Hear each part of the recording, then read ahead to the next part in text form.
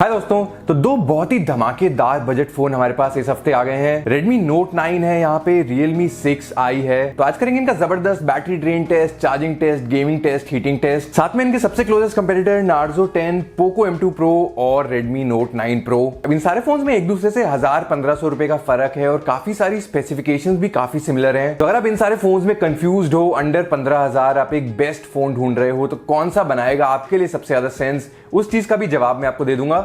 चलिए स्टार्ट करते हैं।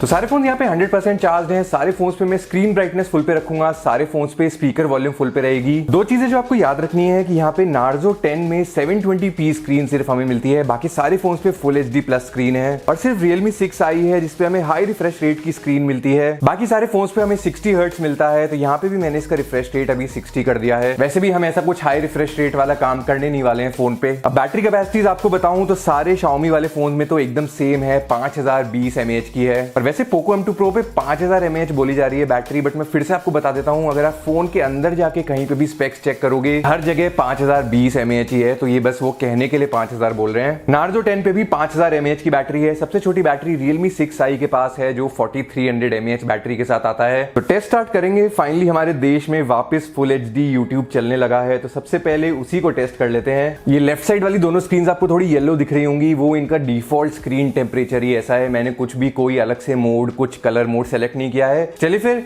टेस्ट स्टार्ट कर देते हैं।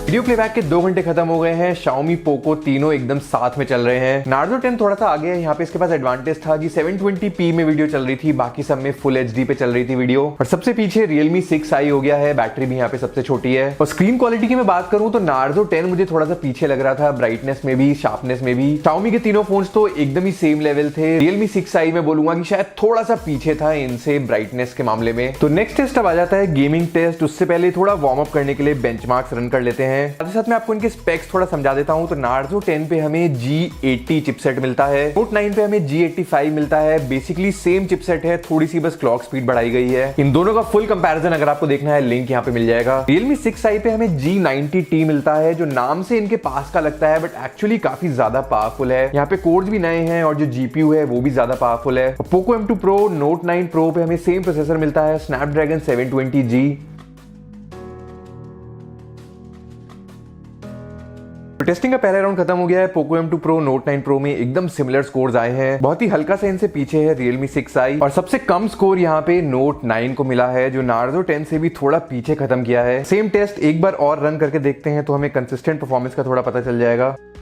फिर से काफी सिमिलर से रिजल्ट, दोनों Snapdragon 720 वाले फोन सबसे आगे हैं। G90T थोड़ा सा पीछे है, G80 उससे ऑब्वियसली काफी ज्यादा पीछे है, और सरप्राइजिंगली G85 के साथ Note 9 भी पीछे चल रहा है G80 से। तो ये तो थोड़ा लाइट टेस्ट था। अब करेंगे AnTuTu टेस्टिंग, जिसमें CPU, GPU और सॉफ्टवेयर ऑप्टिमाइजेशन सब चीज टेस्ट होती है। एक बहुत ही इंटरेस्टिंग चीज मैंने यहाँ पे देखी कि Redmi Note 9 में Redmi 10X 4G इसका नाम दिखा रहा है। तो आपको याद होगा Redmi 10 वाली सीरीज लॉन्च हुई थी चाइना में पिछले महीने। यही मतलब Xiaomi की रीब्रांडिंग, कहीं पे कुछ नाम से लॉन्च कर रहा है सेम फोन वो।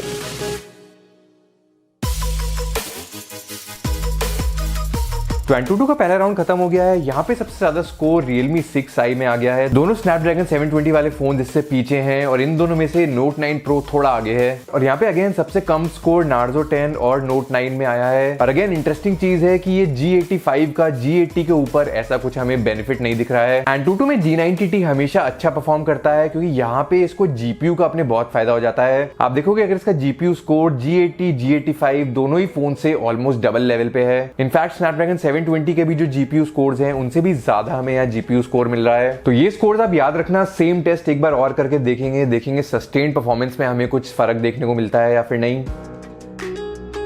और सेकंड राउंड भी हमारा खत्म हो गया है। अगेन सेम स्कोर है, सबसे आगे Realme 6i है। Poco M2 Pro, Note 9 Pro दोनों में थोड़ा सा स्कोर ड्रॉप हो गया है। बट यहाँ पे एक चीज मैं आपको बताना चाहता हूँ, Realme 6i पे एक ओवर हीटिंग की वार्निंग आई थी और ये सेम चीज हमने Realme 6 पे भी नोटिस करी थी। और फाइनली Narzo 10 में सिमिलर साइज स्कोर है, बट Note 9 में अगेन थोड़ा सा ड्रॉप हो गया है और ये सबसे पीछे चला गया है इस टाइम। तो ऑलमोस्ट 40 मिनट हो गया हमें बेंचमार्क्स रन करते हुए। जल्दी से एक बार टेम्परेचर ले लेते हैं। Narzo 10 पे 43.8 के अराउंड चल रहा है। Realme 6i आप देख रहे हो 47 टच कर चुका है। Note 9 पे भी 44.5 के अराउंड मैक्सिमम चल रहा है। Poco M2 Pro पे 41 के अराउंड चल रहा है मैक्सिमम। और Note 9 Pro फाइनली सबसे ठंडा लग रहा है मुझे यहाँ पे, जो 40 तक भी अभी टच नहीं हुआ है। बैटरी परसेंटेजेस की बात करें तो अगेन यहाँ पे तीनों फोन सेम लेवल पे चल रहे हैं। Narzo थोड़ा सा आगे चल रहा है, सबसे पीछे Realme 6i है। अब फाइनली आ जाते हैं हमारे PUBG गेम प्ले पे। तो उससे पहले जल्दी से मैं सारी एक बार एप्स हटा देता हूँ मेमोरी से। तो ग्राफिक सेटिंग एक बार चेक कर लेते हैं। मैक्सिमम सेटिंग जिस पे आप गेम चला सकते हो, सारे फोन्स पे HD graphics high frame rate है और सारे फोन्स पे आप बैलेंस ग्राफिक्स पे शिफ्ट करके अल्ट्रा फ्रेम रेट पे जा सकते हो। किसी भी फोन पे आपको एक्सट्रीम फ्रेम रेट का ऑप्शन डायरेक्टली नहीं मिलता है। पहले ये ऑप्शन हमें अवेलेबल होता था G90T में, वो अब हट गया है। तो बैलेंस्ड और अल्ट्रा पे ही हम यहाँ पे गेम चलाएंगे।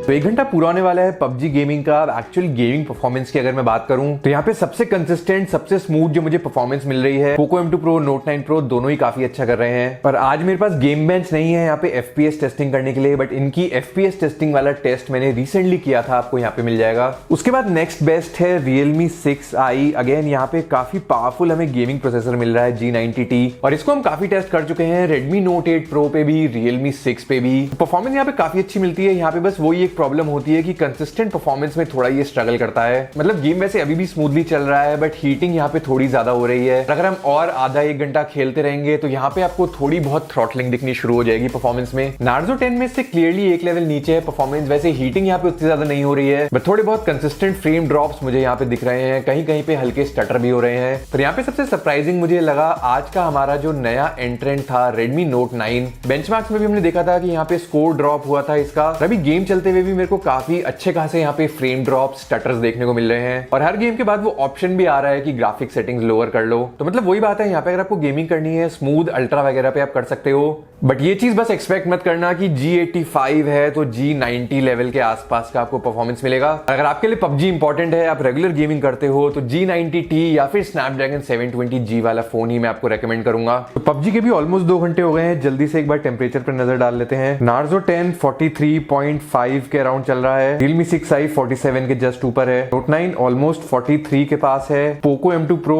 41.5 के अराउंड है और Note 9 Pro Max भी 42 डिग्रीज के पास है। हीट मैनेजमेंट की बात करें तो सबसे अच्छा परफॉर्म किया है स्नैपड्रैगन वाले फोन्स ने। सबसे ज्यादा गर्म हुआ है G90T वाला फोन, और गेमिंग परफॉर्मेंस भी इसी टाइप की हमें मिली। सबसे अच्छा, सबसे कंसिस्टेंट परफॉर्मेंस हमें स्नैपड्रैगन 720 वाले फोन से मिली। उसके बाद था Realme 6i। यहाँ पे परफॉर्मेंस तो अच्छी मिल रही थी, बट हीट होता रहता है ये। Narzo 10 से ठीक ठाक परफॉर्मेंस आपको मिल जाती है, बट सरप्राइजिंगली Redmi Note 9 पे जो परफॉर्मेंस मुझे मिल रही थी वो सबसे ज्यादा इनकंसिस्टेंट लगी मुझे यहाँ पे। तो बैटरीज जैसा आपको दिख रहा होगा, सारे 5000 mAh वाले तो ऑलमोस्ट साथ साथ चल रहे हैं। Realme 6i सबसे पीछे चल रहा है। तो नेक्स्ट टेस्ट हमारा आ गया है वीडियो रिकॉर्डिंग का, और यहाँ पे अगेन Redmi Note 9 सबसे पीछे रह जाता है। बाकी सारे फोन्स पे मैं 1080p 60 fps वीडियो रिकॉर्ड कर सकता हूँ। यहाँ पे सिर्फ 1080p 30 मैक्सिमम है। तो सारे फोन्स पे ही हम 1080p 30 रिकॉर्ड कर रहे हैं। वैसे दोनों स्नैपड्रैगन वाले फोन्स और Realme 6i पे आप 4K 30 fps भी वीडियो रिकॉर्ड कर सकते हो।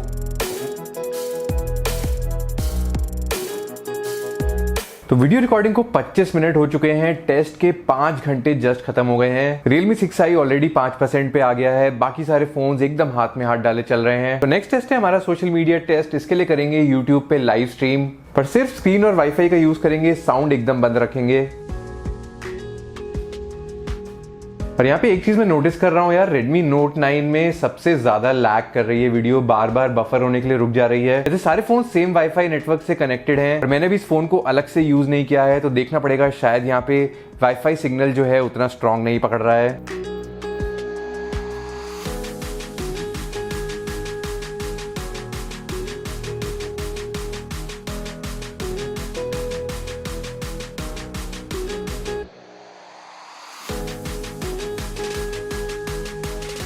तो सोशल मीडिया के 2 घंटे खत्म हो गए हैं। Realme 6i 5.5 घंटे के अराउंड डेड हो गया था। बाकी चारों फोन ऑलमोस्ट बराबर चल रहे हैं। नार्जो के पास थोड़ा एडवांटेज बस इसको मिल रहा है क्योंकि कम रेजोल्यूशन की स्क्रीन है। तो क्योंकि हमें समझ आ ही गया है यहाँ पे सारे फोन पे सिमिलर बैटरी परफॉर्मेंस मिल रही है, फटाफट बैटरी ड्रेन करने के लिए वापस मैं Antutu चला लेता हूँ।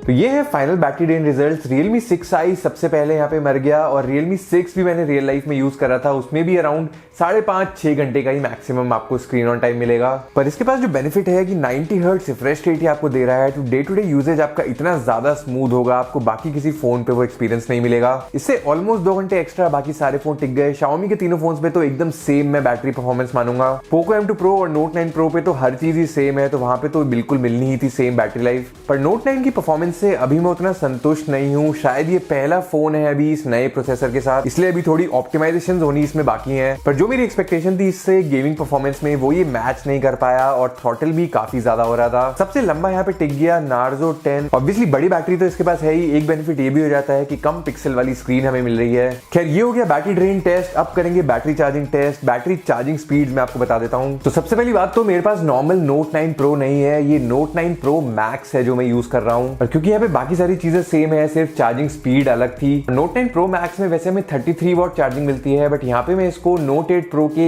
18 वॉट वाले चार्जर से चार्ज करूंगा। इसके अलावा Poco M2 Pro पे हमें 33 वॉट का चार्जर मिलता है। Narzo 10 में हमें 18 वॉट की फास्ट चार्जिंग मिलती है। Realme 6i में सपोर्ट तो 30 वॉट डार्ट चार्ज का है, बट यहाँ पे बॉक्स में हमें बस 20 वॉट का वूक चार्जर मिलता है। और फाइनली सबसे कंफ्यूजिंग चीज, Redmi Note 9 में बॉक्स में 22.5 वॉट का चार्जर आया है, पर कंपनी ऐसा बोल रही है कि सॉफ्टवेयर से उन्होंने एक लिमिट लगाई हुई है कि सिर्फ 18 वॉट पे अभी ये फोन चार्ज हो सकता है। मैंने अभी तक इसको एक भी बार चार्ज करके नहीं देखा है, मैं भी आपके साथ ही पहली बार देख रहा हूँ चार्ज करके। चार्जिंग थाली सज चुकी है, टेस्ट स्टार्ट कर देते हैं।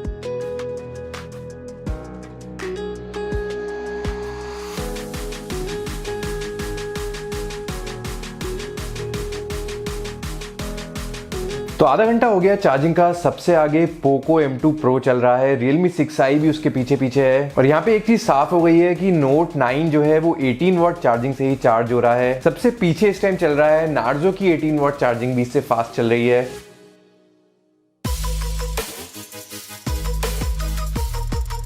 तो चार्जिंग का 1 घंटा पूरा हो गया है। Realme 6i सबसे आगे निकल गया है। और एक सरप्राइजिंग बात है, Poco M2 Pro की 33 वॉट चार्जिंग से भी अभी ये 70s में ही पहुंचा है।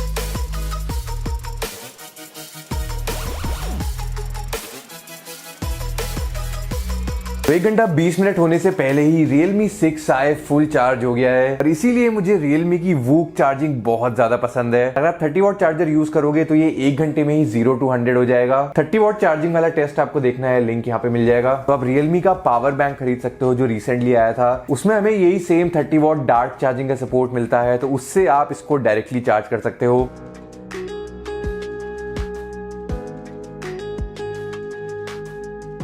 डेढ़ घंटा पूरा हो गया चार्जिंग का। Poco M2 Pro 100 के काफी पास है। और अगेन यहाँ पे आप लाइव देख सकते हो कि 18 वॉट वर्सेस 33 वॉट चार्जिंग में कितना फर्क आपको मिलेगा Note 9 Pro, Note 9 Pro Max या फिर Note 9 Pro और Poco M2 Pro में।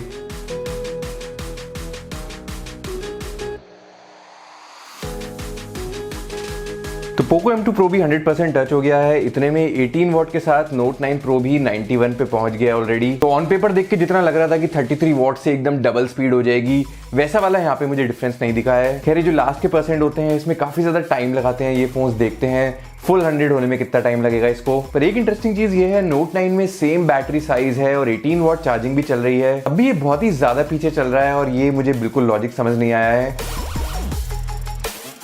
तो 2 घंटे पूरे हो गए हैं। Note 9 Pro 98% पे है। वैसे Narzo 10 का हमने करा हुआ है चार्जिंग टेस्ट, अभी ये बहुत रो के 100 टच होगा। मुझे लग रहा है सेम हाल Note 9 का होने वाला है। 2.5 घंटा 3 घंटा ये दोनों लगाने वाले हैं पूरा।